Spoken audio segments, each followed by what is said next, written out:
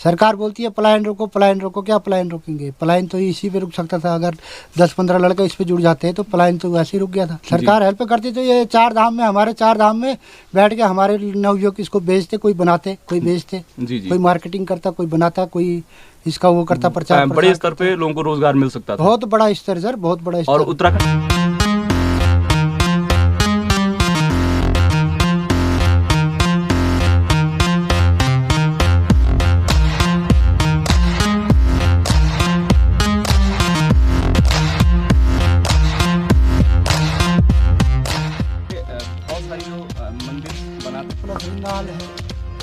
सूखा बांस मिल गया, अपने आस पड़ोस में ही उगा रहे हैं 5,000 रुपए का। और इसको बनने में शायद ये जो नई पीढ़ी है, क्या इसको सीखने के लिए आपके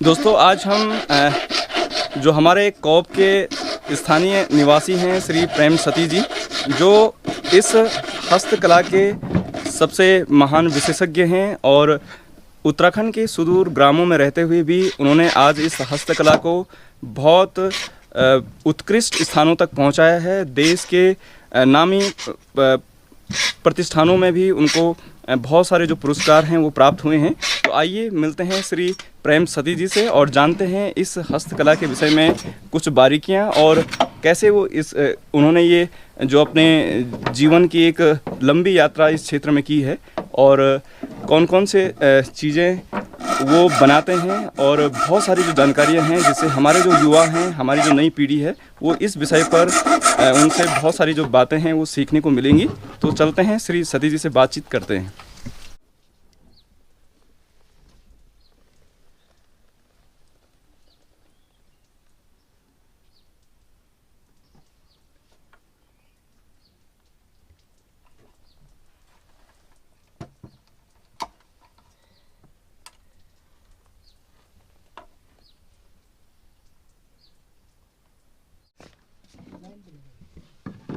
सबको नहीं करेगा आसपास में।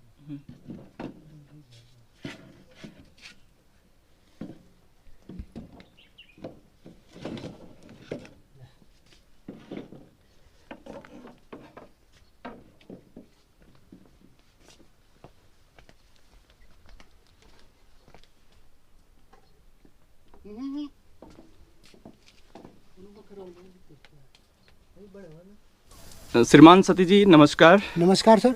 बहुत बहुत स्वागत है आपका रैबार पर। आज पहली बार रैबार चैनल आप तक पहुंचा है और आप एक अच्छे जो हस्तकला के अच्छे जानकार हैं और आपने अपने घर में रहते हुए बहुत सारी जो चीज़ें बनाई हैं, इसके लिए आपको बहुत बहुत धन्यवाद। सर, मैं इस विषय पे आपसे कुछ जानकारी लेना चाहूँगा कि आपने ये जो कला है ये कब से प्रारंभ की है? सर, सबसे पहले तो आपका धन्यवाद जो आप मेरे तक पहुँचे। और ये जो है सर, मैंने 2006 से कर रहा हूँ मैं इसको। अच्छा, 2006 से आप इससे जुड़े हुए कर रहा हूँ। सर, आप लोग जो ये मूर्तियाँ बनाते हैं इसमें या ये मंदिर समूह आप बनाते हैं, तो इसमें कौन कौन से मंदिर आप प्रमुख रूप से बनाते हैं?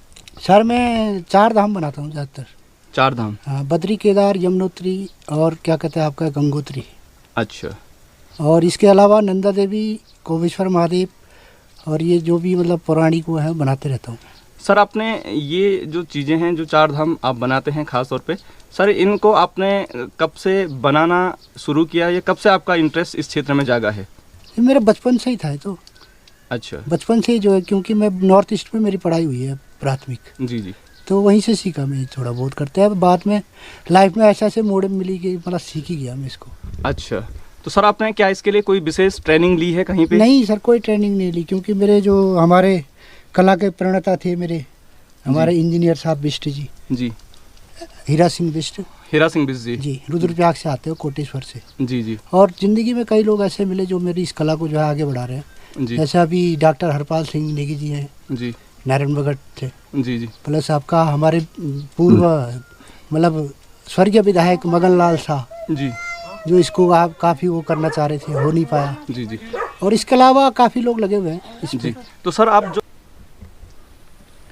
सर सतीश जी, आप जो ये बहुत सारी जो मंदिर बनाते हैं, तो इसको बनाने के लिए आप रॉ मटेरियल कौन कौन सा इस्तेमाल करते हैं सर? जी मैं इसको करता हूँ, जैसे चीड़ की बक्कल हुई है, जी चीड़ की बक्कल है, जी ये ऐसे सड़ा गला मिल जाता है सूखे पेड़ों का ना, जी जी और प्लस रिंगाल है, जी सूखा बांस मिल गया कहीं, जी। और जैसे कोई भी सड़ी मतलब सूखी लकड़ी होती है उसको यूज करता हूँ। तो सर आप बांस का है ये जी। सर, बांस का फ्लावर पॉट, जी ये बांस का है, सूखा बांस बोलते हैं जिसको, जी किसी यूज का नहीं होता वो। जी। तो ये सारी चीज़ें आपने अपने आस पड़ोस में ही उगा रखी हैं? जी मैंने अपने उस पर लगा रखे, अपने खाली जमीन पे। खाली ज़मीन पे? जी जी। तो सर इसके अलावा जैसे आप जो ये मंदिर बनाते हैं, तो इन मंदिरों को बनाने में आपको कितना टाइम लग जाता है, एक मंदिर बनाने सर, में? एक मंदिर बनाने में कम से कम 5-6 दिन लग जाते हैं। 5 से अगर 6 दिन? लगातार 6 घंटे काम करे तो। 6 घंटे काम करने के बाद? हाँ, अच्छा, तो मतलब बहुत बारीकी के साथ ये काम करना पड़ता है? बहुत बारीकी, बहुत ध्यान से, ध्यान हट गया तो हाथ कटने का भी डर होता है सर। जी जी। बिल्कुल सेफ्टी से चलता है। और सर इनके लिए क्या आप किसी मशीनों का इस्तेमाल करते हैं? अभी तो कुछ नहीं है, सारा मैनुअल है। जी। कोई मशीन में मतलब कटर भी यूज नहीं करता मशीन के नाम पे। अच्छा सारा कुछ हैंड वर्क है। अच्छा। और सर जब आप ये तैयार करते हैं, तो इसकी जो डिमांड रहती है वो खास तौर पे कहाँ कहाँ रहती है? सर ये ज़्यादातर दिल्ली देहरादून को ज़्यादा जाता है। दिल्ली और देहरादून से देहरादून आपके पास और बाहर डिमांड से भी, अभी कोई अमेरिका से कर रहा था कोई ऑर्डर इसके लिए? हाँ, ये 4 पीस चाहिए बोल के जी जी इनका कॉल आया था, वो तो शायद आएंगे वो अभी 2-4 दिन में। जी। सर इसका जो आपको जो इसका रेट आप तय करते हैं, जैसे आपके पीछे यहाँ पे जैसे एक केदारनाथ मंदिर बना हुआ है, बहुत शानदार आपने बनाया है इसको, जी तो इनका जो प्राइस है वो कितना आप लोग रखते हैं? सर जैसे ये है, ये मंदिर है 5,000 की है। 5,000 रुपये का? 5,000 रुपये की है। और इसको बनने में शायद इसको 7-8 बनने में हफ्ता लग गया सर, पूरा एक हफ्ता 1 पूरा वीक है ना? लग गया पूरा। एक और हफ्ता 6-7 घंटे पर डे काम पर करने के डे का बाद? काम करने से जी। तो कम से कम 5,000 रुपये। 5,000। और सर आप क्या इस काम को आगे जो नई पीढ़ी है, क्या इसको सीखने के लिए आपके पास कोई आया यहाँ पे स्थानीय स्तर पर? ये अभी तो कोई नहीं आया, आए थे 2-4 लड़के, जी। तो 1-2 दिन करके क्या करेंगे वो। क्या आप अपनी जो नई पीढ़ी है उसको ये ज्ञान देना चाहोगे आप? देना चाह रहा हूँ मैं, तो कह रहा हूँ सबसे, मेरे से जुड़ो, सीखो कुछ, जी। है ना? लेकिन उनकी चॉइस नहीं? चॉइस नहीं है, अभी जाएंगे तब सीखने के लिए यहीं आएंगे और कहाँ जाएंगे। जी जी। वैसे ये कला बहुत महत्वपूर्ण है, क्योंकि धीरे धीरे इसको जानने वाले जो लोग हैं, जो इसके जानकार लोग हैं, वो दिन प्रतिदिन घटते जा रहे हैं। क्योंकि अधिकतर लोग या तो यहाँ से बाहर जा कर के शहरों में रह रहे हैं, या फिर जो हमारी जो पुरानी कला है, या इस पे जो मशीनीकरण हो चुका है, इस कारण ये कला धीरे धीरे लुप्त होने वाली है। हैंडमेड तो मुश्किल है सर आजकल, मशीनों से ज़्यादा। देहरादून में तो कई फैक्ट्रियाँ खुल गई इसकी। जी जी। हाथ से तो कोई बना नहीं रहा है, सारा काम मशीनों से। मेन काम होता है हैंडवर्क। हैंडवर्क जो होता है हैंडीक्राफ्ट, उसी को कहा जाता है, शुद्ध काम जो हस्तकला है। 100% हैंडवर्क। जी जी। अब तो मशीनों से बना रहे हैं, उसका बना रहे हैं, क्या बोलते हैं, फाइबर का। जी, फाइबर का बना रहे हैं, फिर भी रेट उनका ज़्यादा है, हमारा कम है। तो क्या सर मैं आपसे एक लास्ट क्वेश्चन ये करना चाहूँगा कि क्या सरकार ने इस विषय पे आपके लिए कोई हेल्प की? अभी तक तो किसी ने नहीं की सर। जबकि ये कला बहुत महत्वपूर्ण थी, इसको जानने वाले जो लोग हैं, जो ज़मीनी स्तर पे काम कर रहे हैं, तो सरकार के द्वारा उनके लिए कुछ प्रोत्साहन राशि होनी चाहिए थी, या कुछ प्रोत्साहन स्कीमें होनी चाहिए थी, जिससे वो इस कला को आगे बढ़ा सकें, अपना रोजगार इस क्षेत्र में कर सकें। होनी चाहिए थी। मैं ही हूँ उद्योग विभाग में, 36 चक्कर काट चुका हूँ मैं उद्योग के। जी जी। तो उन्होंने कोई हेल्प नहीं, कोई हेल्पफुल नहीं है। कल आना परसों आना, ऐसा है। ऑनलाइन भी कई बार मैंने वो किया जी, कोई रिस्पॉन्स नहीं है इसका। सरकार बोलती है पलायन रोको, पलायन रोको। क्या पलायन रोकेंगे? पलायन तो इसी पे रुक सकता था, अगर 10-15 लड़के इस पे जुड़ जाते हैं तो पलायन तो वैसे ही रुक गया था। और हम फिर उत्तराखंड के ग्रामीण क्षेत्र से इस कला को, क्योंकि यहाँ पे बहुत बड़ी मात्रा में जो टूरिस्ट आते हैं, और टूरिस्ट लोग इसको काफ़ी पसंद भी करते हैं, तो इससे बहुत सारे लोगों को रोजगार मिल सकता था। लेकिन आप कह रहे हैं कि सरकार ने कोई हेल्प नहीं की। नहीं है हेल्प, सरकार हेल्प करती तो ये 4 धाम में, हमारे 4 धाम में बैठ के हमारे नवयुवक इसको बेचते, कोई बनाते, कोई बेचते, जी जी, कोई मार्केटिंग करता, कोई बनाता, कोई इसका वो करता, प्रचार बड़े स्तर पे लोगों को रोजगार मिल सकता था। बहुत बड़ा स्तर सर, बहुत बड़ा स्तर। और उत्तराखंड की एक विशेष पहचान जो थी वो अलग भी बन पाती, चार क्योंकि धाम है उत्तराखंड की मेन पहचान, इससे ज्यादा क्या पहचान हो सकती है। जी जी जैसे हमारी ये खोली वाली मकान है जी, ये इसकी जो पुरानी पहचान- मकान है, ये पुरानी जमाने की उत्तराखंडी मकान है जो उत्तराखंड की जो परंपरागत मकान मकाने हैं, जो अब धीरे धीरे गायब हो विलुप्त चुकी हो गई है। जी जी अब इसको ऐसे ऐसे तो संजोए रखेंगे जी जी तो आने वाली पीढ़ी को कोई संदेश देने के लिए यही काफी है। जी जी। सर लास्ट में आप क्या संदेश देना चाहोगे सर, कि क्या इस क्षेत्र में रोजगार की संभावनाएं हैं, क्या हमारे युवाओं को इस क्षेत्र में आना चाहिए, या सरकार को इस क्षेत्र को लेकर कोई विशेष स्कीम जारी करनी चाहिए, इस विषय पे क्या कहना चाहोगे आप? ये जरूर है, आने चाहिए, आने वाले नई पीढ़ी को इसमें आना चाहिए और सरकार को भी इसमें बहुत ध्यान देना पड़ेगा। जी जी सरकार अगर इसमें ध्यान देगी तो बहुत अच्छा काम इसमें, यही नहीं कि चार धाम, इसमें कई चीज़ बन सकती है। हमारे उत्तराखंड में कई चीज़ें बनाने को, जी जी उत्तराखंड इसमें हैंडीक्राफ्ट में उत्तराखंड आगे बढ़ सकता है। जी जी तो हमारे जो नीति निदेशक हैं आगे बैठे हुए, जी पलायन रोको का नारा तो देते हो, पर धरातल पे कुछ नहीं है, धरातल पे कुछ नहीं है सर। जी अगर हम चाहें ना जी तो धरातल पे कोई काम करने को, कोई कर्मचारी सीधे मुंह बात करने को तैयार नहीं है। जी जी सरकार तो खाली नारे लगाती है, जी जी और क्या करना किसी ने। हाँ, चुनाव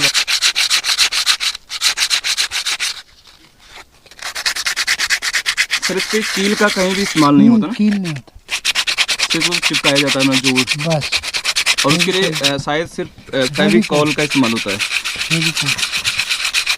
फेविकॉल MR होता है, वैसे MR यहाँ मिलता नहीं है जी जी मार्केट में ना, जी मार्केट ही में नहीं मिलता है तो, और सामान कोई मिल नहीं पाता पॉलिश वगैरह। जी। और जैसे शायद इस पे आपने पॉलिश भी की है। पॉलिश नेचुरल, अच्छा अच्छा।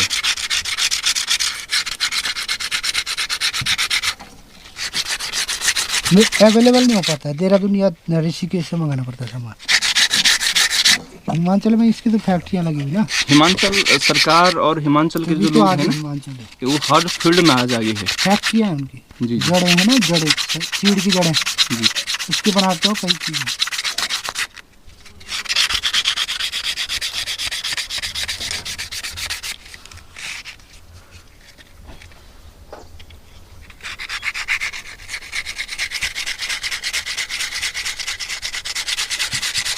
आज हमने जो उत्तराखंड के सबसे जो मुख्य जो हस्तकला के विशेषज्ञ हैं श्री प्रेम सती जी, जो कौप के स्थानीय निवासी हैं। नारायणबगड़ से कौप की जो दूरी है दोस्तों वो मात्र 10 किलोमीटर है। वहाँ पे अपने ग्रामीण क्षेत्र में रहते हुए श्री सती जी इस कार्य को लगभग कितने सालों से? 2006 से कर, हाँ 2006 से कर रहे हैं। लगभग 16 साल उनको हो चुके हैं और इस क्षेत्र में उन्होंने एक विशेषज्ञता प्राप्त कर ली है। बहुत बड़े स्तर पे वो बहुत ही बारीकी के साथ इस कला को आगे बढ़ा रहे हैं और बहुत सारे ऐसे मौके भी आए हैं अपने जीवन में श्री सती जी के कि जब उनको पुरस्कार भी प्राप्त हुआ है। सर खास तौर पे कहाँ कहाँ? मेरे को जो है ये जिला पुरस्कार 2016 में, हाँ जिला पुरस्कार 2016, नारायणबगड़ प्रतिभा सम्मान 2017 में, जी जी, और दिल्ली में, दिल्ली का तो अभी मिला नहीं, और एक वो मिला था मेरे को, क्या बोलते हैं, कला हस्तकला प्रतिभा सम्मान। अच्छा, हस्तकला प्रतिभा सम्मान भी श्री सती जी को प्राप्त हुआ है। और बहुत सुंदर जो हस्तकला है श्री सती जी बनाते हैं। दोस्तों यदि आपको किसी भी दोस्त को या फ्रेंड्स को आप इस वीडियो को ज़रूर आप शेयर कीजिएगा, और जो ऐसे जो महान विशेषज्ञ लोग हैं जो इस कला पर निर्भर हैं और जिन्होंने इस कला को बहुत लंबे समय तक जीवित रखा है, उनको आप प्रोत्साहित कीजिएगा, वीडियो को शेयर कीजिएगा।